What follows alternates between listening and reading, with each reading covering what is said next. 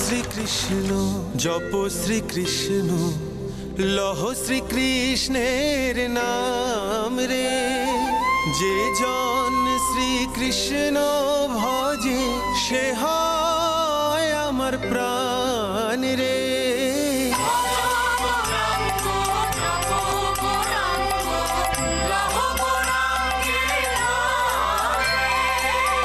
হরে কৃষ্ণ হরে কৃষ্ণ কৃষ্ণ কৃষ্ণ হরে হরে। যেতে দেবো? হাঙ্গামা হতে পারে, আমাদের লোক কম আছে, আড়ালে চল, সমস্যা হবে না। আমার জন্য আপনি আবার বিপদে পড়তে পারেন, কিন্তু আমি সেটা চাই না, তাই আপনি চলে যান। মহাবলী ভীম ও অজ্ঞাতবাসে থাকাকালীন কীচক হত্যা করেছিলেন নারীর সম্ভ্রম রক্ষার জন্য। সুতরাং আর কথা না বাড়িয়ে আমাকে অনুসরণ করে পেছনে পেছনে চলে এসো। বিনা অনুমতিতে আমার গৃহ থেকে প্রস্থান করার সাহস হয় কোত্থেকে? এটা মহিপালের গৃহ। এখানে অতিথিরা আসে নিজের মর্জিতে, যায় আমার অনুমতিতে।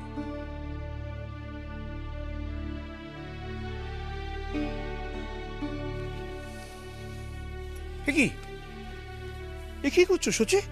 দাও ওটা আমাকে, দাও দেখি, দাও। আপনি কলসি নিয়ে কি করবেন? তোমার কি বোধ বুদ্ধি একেবারেই লোপ পেয়েছে সচি? হ্যাঁ, সে নিয়ে তোমায় ভাবতে হবে না। কত করে এই জল ভর্তি ভারী কলসি নিয়ে তুমি চলে এসেছো, আশ্চর্য। কত করে বললুম এই কটা দিন এসব এসব কাজ তুমি বন্ধ রাখো, তা সত্ত্বেও আশ্চর্য বড় না। আমার কোনো কথাতেই তুমি শুনবে না ঠিক করেছো নাকি?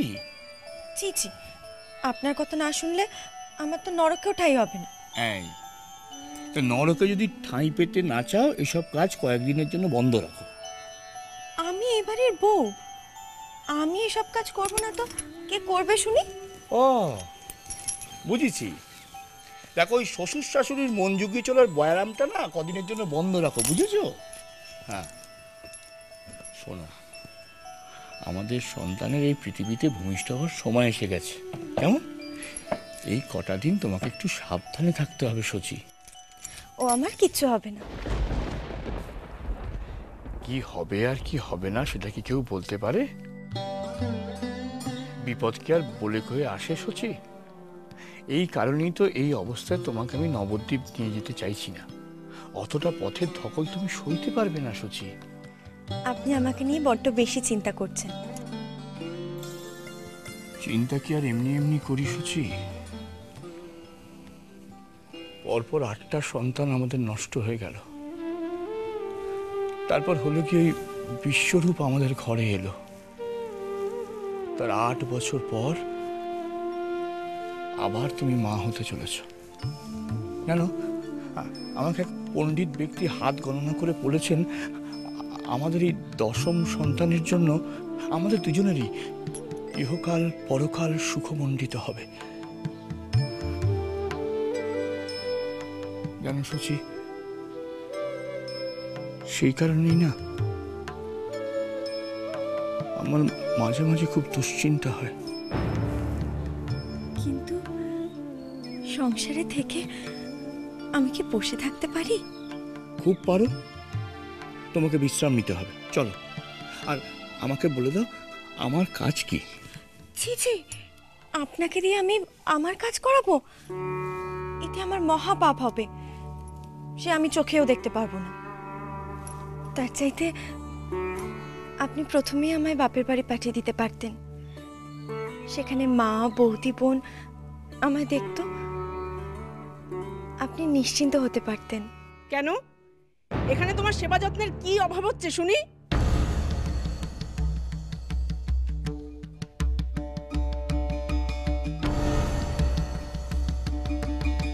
সারাদিন কি এমন রাজকার্য করা হচ্ছে যে বাপের বাড়ি যাওয়ার কথা বলতে হচ্ছে স্বামীকে? মা থাম, বউয়ের হয়ে আর কথা কইতে হবে না। বছর বছর মরণ লাগা মেয়ে বিয়ে, একটা ছেলের জন্ম দিয়ে তোর বউয়ের গর্ভে যে মহিমা তৈরি হয়েছে, সেই মহিমা রক্ষা করার জন্য এই দাসীবাদী শাশুড়ি তো রয়েছে। বড় মানুষের মেয়ে বলুক না কি করতে হবে, আমি করে দিচ্ছি। মা,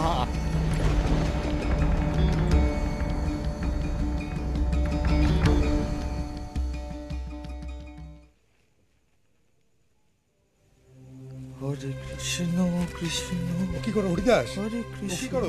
পাতা নিয়ে তুমি কোথায় বসছো হরিদাস? দাওয়ায় এসো। হ্যাঁ তাই তো, ওই পথের ধুলায় বসে খাবেন নাকি? উঠে আসুন। না গো না মা ভগবতী, আমি এখানেই পথে ধুলে বসেই খাবো গো। না হরিদাস, তোমার আসন ওখানে নয়। এসো, আমার পাশে বসে তুমি অন্ন গ্রহণ করবে। প্রভু প্রভু, আমি জানি আপনি আমাকে কি চোখে দেখেন। তাহলে ওখানে বসে থাকবেন না, আসুন। আপনাকে নিজের হাতে অন্ন পরিবেশন করে আমি ধন্য হই। এ কি বলছো গো দেবী ভগবতী? হ্যাঁ,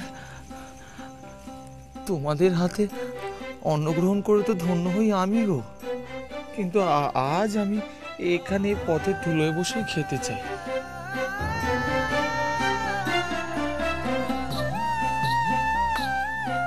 এ কি, আপনি এই পথের মাঝে ধুলোতে বসে আছেন কেন? এই ধুলোয় বসে খাবে নাকি তুমি? একদম হ্যাঁ মা জাননীরা, আমি আজ এখানে পথের ধুলোয় বসেই খাবো।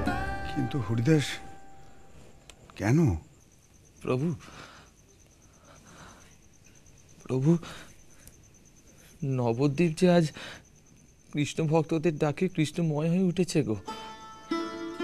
আর শ্রীহরি যে ভক্তদের ডাকে সাড়া না দিয়ে থাকতে পারেন না। তিনি তো এই পথ দিয়েই ভক্তদের কাছে যান গো। হ্যাঁ, এই পথের ধুলোতে যে তার বদরেণু মিশে আছে গো। হ্যাঁ প্রভু,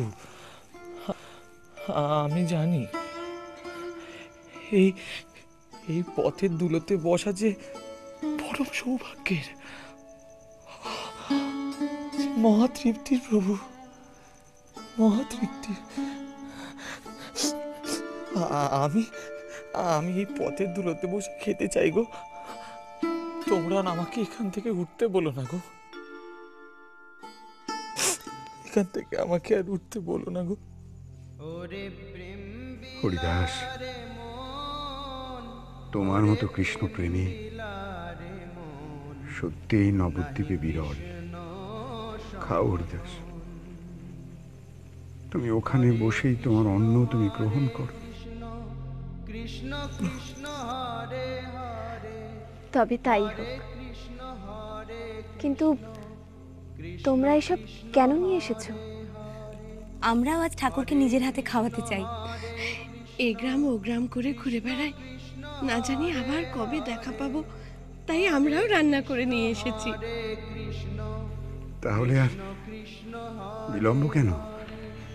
সবাই মিলে ভক্ত হরিদাসের সেবায় মেতে উঠো গো।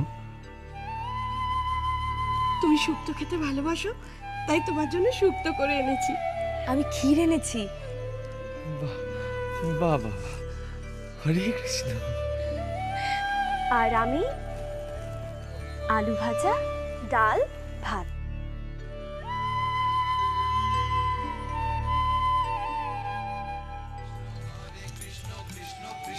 হরে রাম রাম রাম হরে হরে, হরে কৃষ্ণ কৃষ্ণ কৃষ্ণ হরে হরে, হরে রাম রাম রাম হরে হরে, হরে কৃষ্ণ কৃষ্ণ কৃষ্ণ হরে হরে, হরে রাম রাম রাম হরে হরে, হরে কৃষ্ণ কৃষ্ণ কৃষ্ণ হরে হরে, হরে রাম রাম রাম হরে হরে, হরে কৃষ্ণ কৃষ্ণ কৃষ্ণ হরে হরে, হরে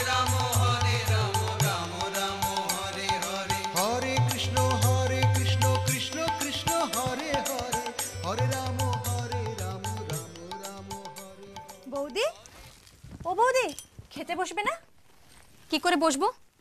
তোমার মা তো সেই কোন সকালে হরিদাস ঠাকুরকে খাওয়াতে বেরিয়ে গেছেন। এখনো তিনি ফেরেননি। এখন যদি আমরা আগে ভাগে খেতে বসে যাই তাহলে তো আমাকেই যেটা কথা শুনতে হবে। তবে এমন বউ এনেছি শাশুর জন্য অপেক্ষা না করেই খেতে বসে গিয়েছি। হরিদাস ঠাকুরকে খাওয়ানো নিয়ে কি যে এত মাতামাতি, আমার মাথা ঢোকে না বাবা। আসলে কি জানো তো বৌদি, মায়ের মনে হয় হরিদাস ঠাকুরের মতন হরিভক্তকে খাওয়ালে পুণ্যি হবে, আর তাছাড়া শ্রীহরিও খুশি হবেন, তাই মা তার পুণ্যি করতে গেছেন। বাহ, আর আমরা যে এতক্ষণ ধরে তার জন্য বসে রয়েছি সেটা খুব ভালো হচ্ছে। সেই কোন সকাল থেকে কাজকর্ম করে চলেছি। আচ্ছা বৌদি, তোমার যখন এত খিদে পেয়েছে তুমি খেয়ে নাও না, মা কিচ্ছু বলবে না। না থাক, তোমার মা পুণ্যি করে ফিরুন, তারপরে নয় খেতে বসবো। তবে দেখো ঠাকুরজি, তোমায় আমি একটা কথা বলি, তুমি যেন কিছু মনে করো না। ও মা, মনে করবো কেন? বলো না, কি বলবে? আমরা চক্রবর্তী, কুলীন ব্রাহ্মণ, আর সমাজে আমাদের অনেক আচার বিচার মেনে চলতে হয়। আর সেখানে হরিদাস ঠাকুরের মতো একজন জবনকে নিয়ে এত বাড়াবাড়ি করা কি আমাদের সাজে? যতই সে হরিনাম করুক, মুসলমানের ঘরে থেকে খেয়ে বড় তো হয়েছে। দেখো বৌদি, আমার এই ছোট মাথায় তোমার এত বড় বড় কথা ঢুকবে না গো। তবে কি জানো তো, হরিদাস ঠাকুরকে সবাই যখন এত মান্য করে, আমার মনে হয় না এতে ভুল কিছু আছে। বাহ, বেশ ভালো বললে তো। তাহলে যাও না, ঝোল ঝাল অম্বল রেঁধে নিয়ে গিয়ে তুমিও যাও। কিন্তু রান্নাটা তো তাহলে তোমাকেই করে দিতে হবে, কারণ ঝাল ঝোল অম্বল আমার থেকে তুমি অনেক ভালো রাঁধো। তামাশা হচ্ছে? হ্যাঁ, আমার সাথে তামাশা করা হচ্ছে? করো, যত ইচ্ছা তুমি আমার সাথে তামাশা করো। তবে আমিও একটা কথা বলে দিচ্ছি, মনে করে রাখো, ওই হরিদাস ঠাকুরের ওপর কিন্তু সুলতানদের কুনজর আছে। ওর সাথে বেশি মাতামাতি করা মানে হলো খল কেটে কুমির আনার সমান। আর যেদিন এটা হবে সেদিন বুঝবে আমি ঠিক কথাই বলেছিলাম। সে যখন হবে তখন দেখা যাবে, এত আগে থেকে ভেবে কি করবে বলো? এখন থেকেই সব ভেবে রাখতে হয়, বুঝেছো? যেমন তোমার দিদি সচি ভেবেছে, ভেবে শ্রীহট্টে পালিয়ে গিয়েছে। আর কে ভালোই করেছে, অন্তত দিনরাত এই জবনদের অত্যাচারের হাত থেকে তো বেঁচেছে। আচ্ছা বৌদি, দিদি আর জামাইবাবু যদি আর কোনোদিনও না ফেরে, ওদের ভিটেটার কি হবে গো? কি আর হবে, ঘুঘু চড়বে। তাতে আর তাদের কি এলো গেল বলো? এ তো আর নন্দাই ঠাকুরের গাঁটের কড়ি দিয়ে কেনা নয় গো, শ্বশুরের কাছ থেকে পাওয়া। তাতে কি অত মায়া মমতা থাকে? দিদি আর আসবে না?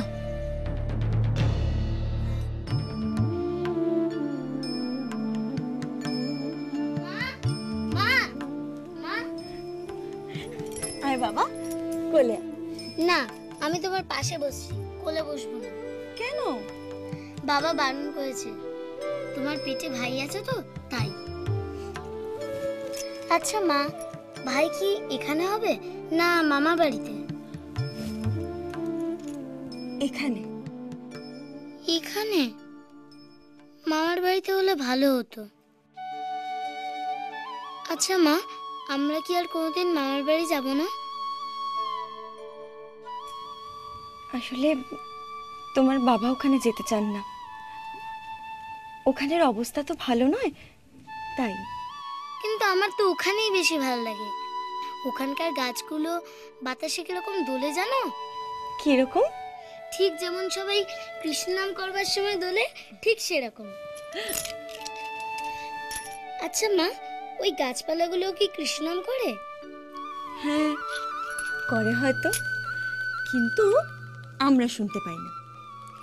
আর ওখানকার নদী, আকাশ, পাখি সব কত সুন্দর। আচ্ছা মা, তোমার ভালো লাগে না নবদ্বীপ?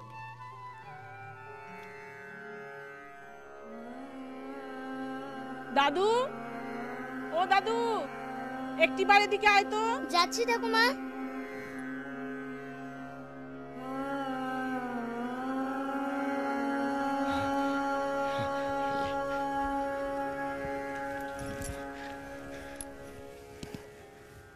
আচ্ছা, আপনাকে যে আমি নবদ্বীপের খবর আনতে বলেছিলাম। হ্যাঁ, ওই গোলমাল। আচ্ছা শোনো না সুচি, তুমি আজকে কোনো ভারী কাজ করনি তো গো? আর ঠিক সময় খাওয়া দাওয়া করেছো? কিরকম গোলমাল? আচ্ছা শোনো না, ওই আমাদের ছেলে, হ্যাঁ আমাদের ছেলে আবার তোমাকে ওই লাথি মারেনি তো? হ্যাঁ এসব কথা থাকুক, আপনি বলুন না ওখানে সবাই কেমন আছে? ভালোই, সবাই ভালোই আছে। তবে তবে তবে কি? সচি, তুমি এত উতলা হয়েও না এই সময়। না, আপনি আমায় বলুন, নাহলে আমি শান্তি পাবো না। জলে বাস করলে তো কুমিরের ঝাপটা খেতেই হয়, বলো সচি। নবদ্বীপের অবস্থা হয়েছে এখন সেরকমই। কখন যে কি হয়।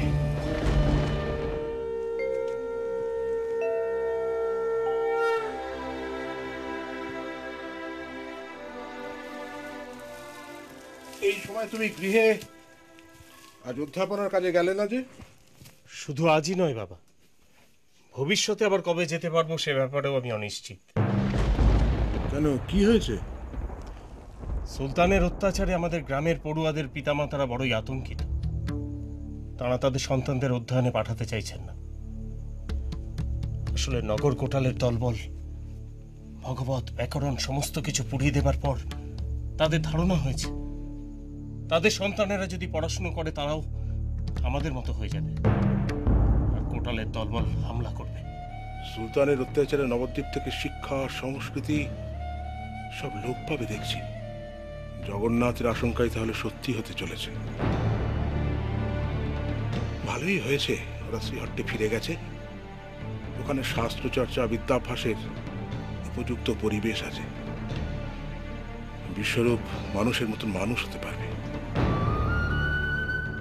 শ্রীহট্টে যদি শিক্ষার উপযুক্ত পরিবেশ থাকতো তাহলে জগন্নাথ পণ্ডিত নিশ্চয়ই নবদ্বীপে শিক্ষা লাভের জন্য আসতেন না বাবা।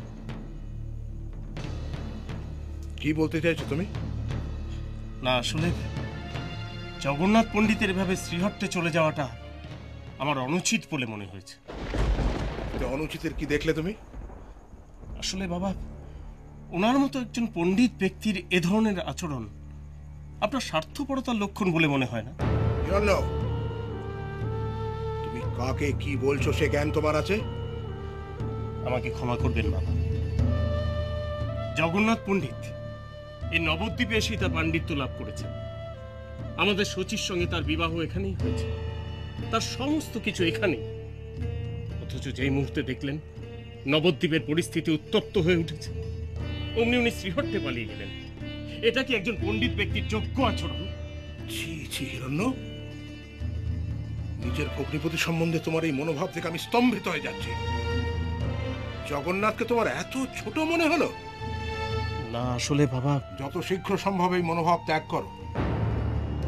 জগন্নাথ নিশ্চয়ই ৭-৫ ভেবেই সিদ্ধান্ত নিয়েছিল, আর এতে আমাদের শচীর নিশ্চয়ই সমর্থন ছিল। তাই যদি হয় বাবা, তাহলে তো বিবাহের পরে জগন্নাথ পণ্ডিতের শ্রীহট্টে চলে যাওয়া উচিত ছিল। জগন্নাথের কি তোমার কাছে উচিত অনুচিত শিখতে হবে নাকি? আমি তা বলতে চাইনি বাবা। তাহলে কি বলতে চাইছো তুমি? আসলে আপনি আপনার পুত্র অপেক্ষা আপনার জামাতাকে বেশি গুরুত্ব দিচ্ছেন। হিরণ্য,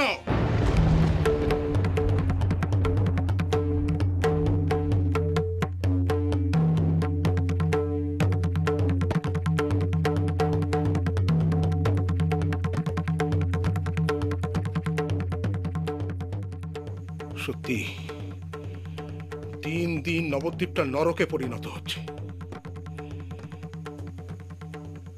প্রভু, প্রভু তুমি কবে আসবে? কবে তুমি আসবে প্রভু এই নবদ্বীপকে উদ্ধার করতে? প্রভু তুমি কবে আসবে? মুছে দিতে পাপের আধার, এসো আলো দিয়ে।